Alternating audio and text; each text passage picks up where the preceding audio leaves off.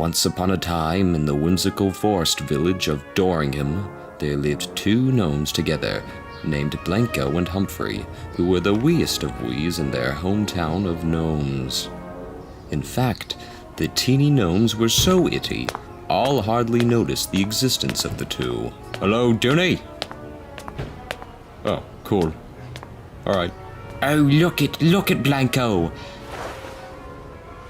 These capsules, they say they have pills that help one grow. Malarkey. I don't bluff. Look for yourself.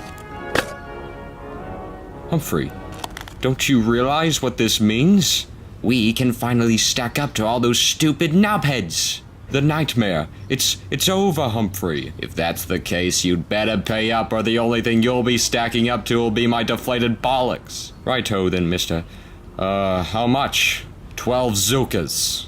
Christ on a minefield, Blanco. We can't afford that. No, we most certainly cannot. Aye, 12 zookas. Quite the pricey price.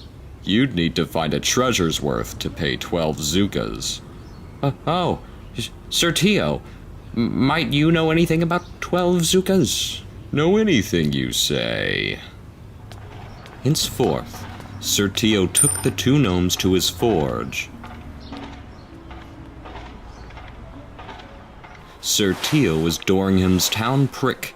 He owned several high-end stocks for smithing of silver and forging of iron, and smelting of steel. He was the most elite of the village, and this led to him being a coward, bully, cad, and thief.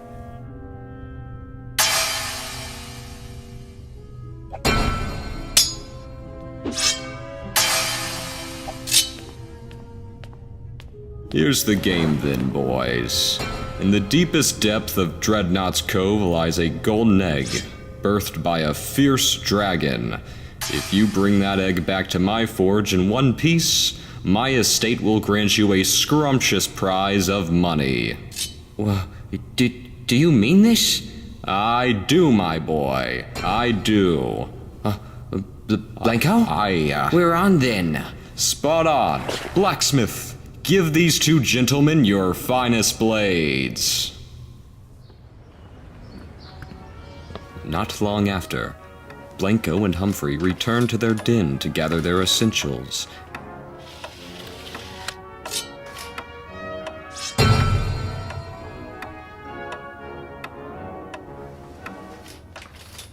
And the two set out on a quest of a lifetime, much to Blanco's chagrin.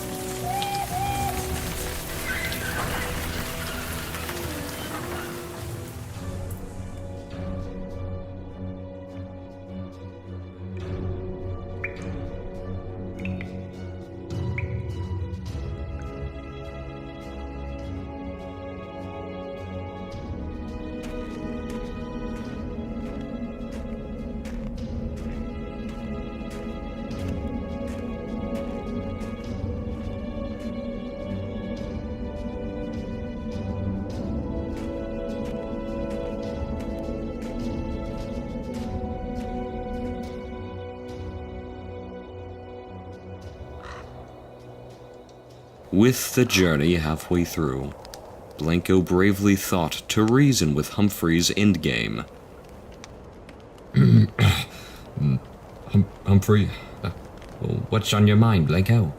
It's just that, have you ever considered that if you were fighting for a cause, almost your whole life, but that cause may cost something, or someone you love, would it have all been worth it in the end?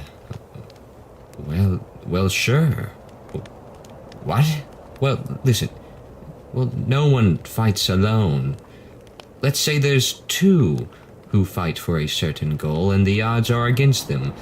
If one dropped dead and the other carried on in the spirit of the late one, then, well, there's nothing worth more than taking a stand for everything you've worked for.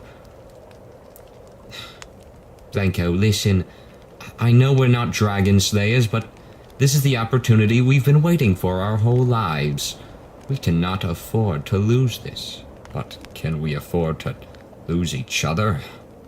You must trust me on this, mate. This quest will be very much so worth it.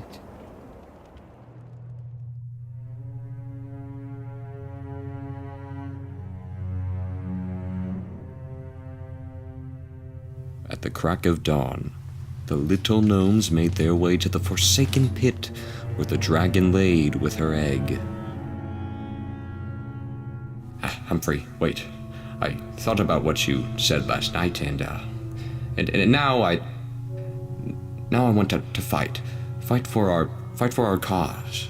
Are you sure about this? I'm positive. Well then, take your blade and do what must be done.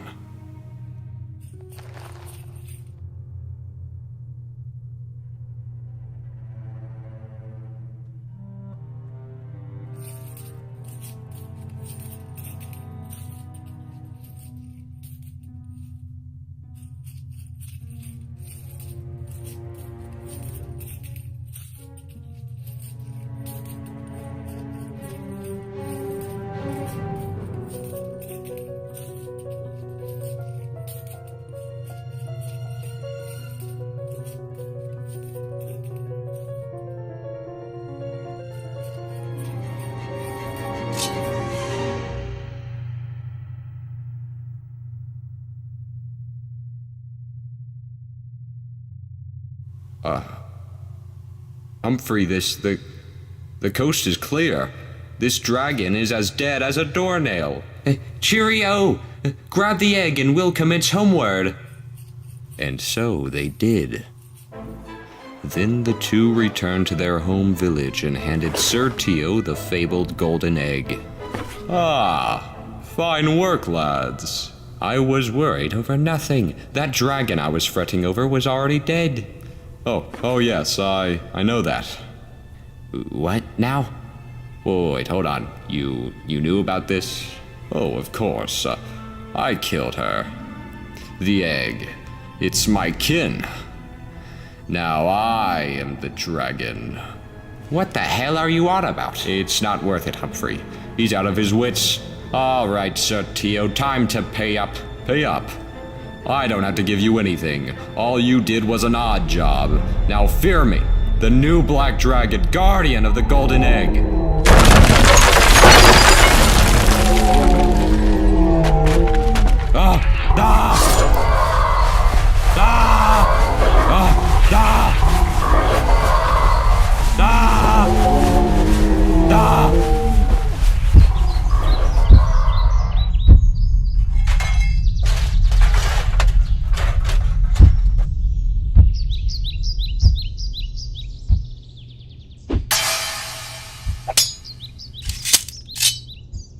Well, there goes our cause. Well, something I do know is a gritty cause fought for can have one swallowed up. Now let's not get swallowed up, Blanco. I couldn't agree with you more, Humphrey. Now let's get out of this hole. And so the adventure of Blanco and Humphrey comes to a close. Though they are stuck itty-bitty, they'll always have each other until the end of it.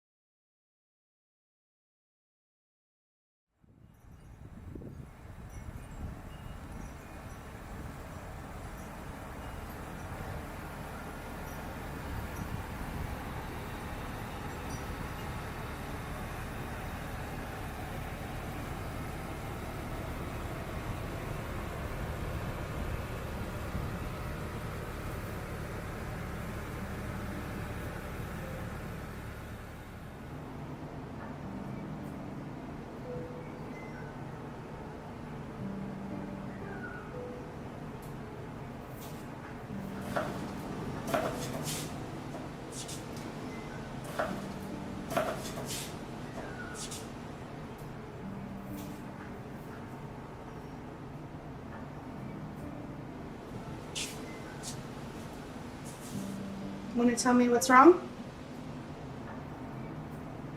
I went to see Dr. Smith yesterday.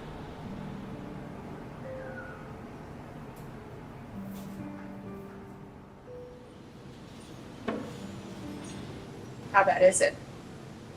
Stage 4. How much longer? Not long. Says if I need to find a place to stay put for a while. Well, I've known you my whole life, and even though we didn't run in the same circles growing up, I knew who you were and some of what you've been through. It's a small town, people talk. But regardless of the whispers and the loud claims, you've always been a good customer. You've never caused me any problems, and unlike some people, you always pay when service is rendered. You don't strike me as one to want or need a lot of friends, but I consider you my friend nonetheless. You can stay here as long as you need. Thank you. Appreciate that. You gonna let any family know? There really isn't anyone left other than me and my Aunt Dottie. I wouldn't sell her little piece of paradise with his shit for all the money in the world. Are you scared? Not really. Curious, maybe. Hadn't really thought much about my own death and dying much until now. What do you think happens when you die? I'm not sure what to think. Seems like most of the religions have one thing in common. You die and you're lifted up to heaven by an angel. You get to walk on the streets of gold for all of eternity, or you're surrounded by virgins if that's your thing. Then you have all those people that have claimed to have near-death experiences. They say they see some light at the end of the tunnel, some out-of-focus humanoid figurine beckoning them to the other side, whatever that is. Wouldn't it be crazy if it was an alien dragging your ass across the universe to go through this crazy shit somewhere else? Sorry. Starting to sound a little dark. Kind of sound like you. Anyway, I guess there's no way to know until, you know. What do you think happens? I've heard all that shit too. Except for the alien thing. So yeah, who knows? After listening to you and thinking about it though, I can tell you what I think would be nice. Maybe when you die, you'd go back to a fun time and place in your life. Maybe hang out there. Maybe it never ends. You don't realize it never ends. Hey, you're dead. You don't know. I think that'd be pretty cool. That'd make me happy. I've known you for a long time, and I've never seen you act or look happy. So forgive me for saying if that's hard for me to imagine. Do you have a time and place like that? It's true. There hasn't been a whole lot in my life that you can describe as a recipe for happiness. Most of it you already know. People talk shit. Mom died when I was young. Didn't really know her. Dad was an alcoholic. Not the fun-loving kind. I think he maybe blamed me for Mom in some way, along with plenty of other shit. Everybody knows how that ended, so no happiness ingredients there. And then as an adult, I've dealt with the dregs of humanity. Thieves, murderers, drug dealers, rapists, you get the picture. No happiness there either. I had to pick a place. There was this one summer I spent at my Aunt Dottie's. Why don't you tell me about it?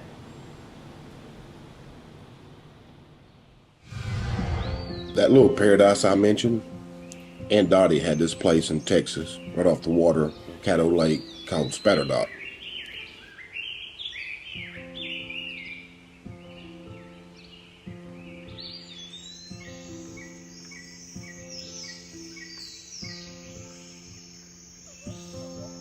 People from all over the world would come stay there.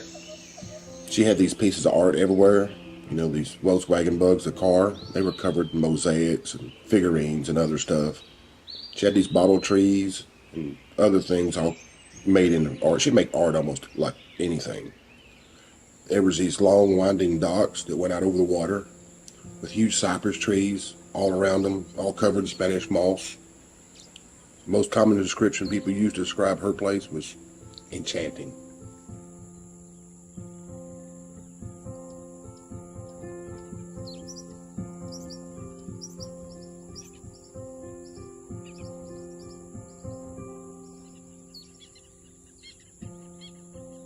Somehow, she was able to convince my dad to let me stay the summer instead of working on the farm like I normally did. I had the whole summer there with my 4 cousins, Dawson, SJ, Madeline, and Autumn. And every day was a new adventure. We would go fishing, kayaking, swimming. We'd even play in this old tree house.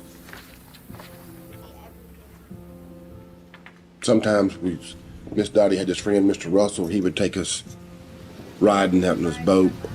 We'd be begging him the whole time to go faster and faster. We ran around like a bunch of screaming banshees. It's a miracle none of the neighbors ever complained. Now looking back, I think most of them being older, they just enjoyed seeing us run around, remembering what it's like to be young and full of life. Even though I had never spent much time with them before, my cousins welcomed me as if I had always been a part of them. They were each unique and special. Dawson, he fancied himself some kind of ninja or kung fu master. When we were all having a blast together, he was somewhere outside because Aunt Dottie insisted, twirling some stick or making chopping moves or kicks. He even had a set of nunchucks, and who knows where he got those. Dawson ended up working at some paper mill as a mechanic. Pretty good job. He eventually opened up his own dojo where he taught kids and some adults mixed martial arts. Mostly it was just to give the kids a sense of integrity and honor and how to protect themselves and others, stand up for the weak. He was killed while on a trip to Chicago, attempted to help a couple getting beaten and robbed by a group of bangers. Apparently mixed martial arts isn't a match for a .40 caliber bullet. They never found those responsible. Then there was SJ. That boy always had a smile on him. Something about his smile was special.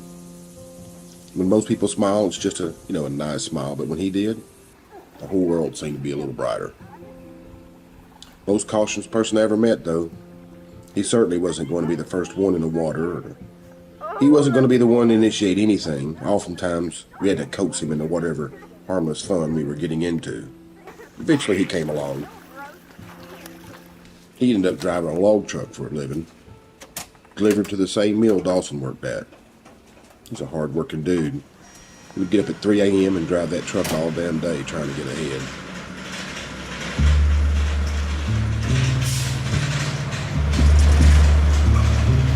He was hit by a train at a road crossing just a few miles from that mill. Killed him instantly.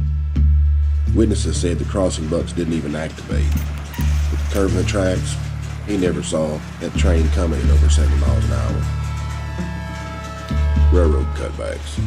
Shit wasn't even being maintained like it should have been. He's not the first one either. The community's been trying to get overpass there for years. And there was Madeline. She always had some random piece of knowledge, a little virtual walking encyclopedia. If you saw some flower, or insect, or animal, she could tell you all about it. Some weird piece of history or trivia relating to where you were, she knew it. You name it, she usually knew something, or at least knew something about a subject that you didn't know, no matter what it was.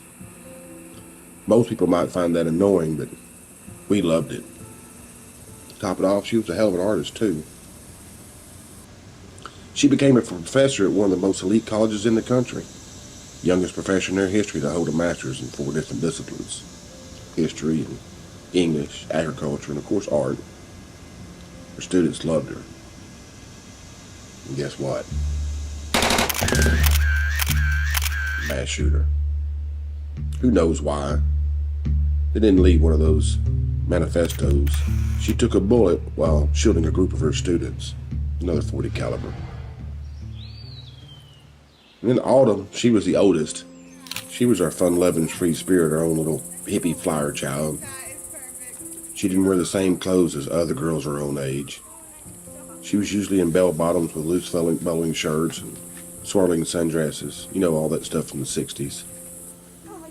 She had been a ride home hanging out at Woodstock with Janis Joplin and Jimi Hendrix and all those folks. She ended up working at a high-end jewelry store doing pretty good for herself, making a small fortune in commissions.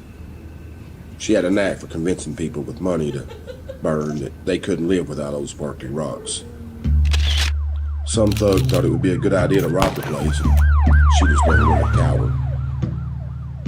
She ended up being another victim of a .40 caliber bullet. Police never found that one either. Said there wasn't enough evidence. So yeah, that'd be my happy time, my happy place. The summer I spent at Spatterdock with Aunt Dottie and my cousins. I never really had a chance to spend time with them before that, or since. Yeah. If you don't mind, I'm gonna take a cup of coffee on the front porch. Yeah, that's fine. I've got some cleaning up.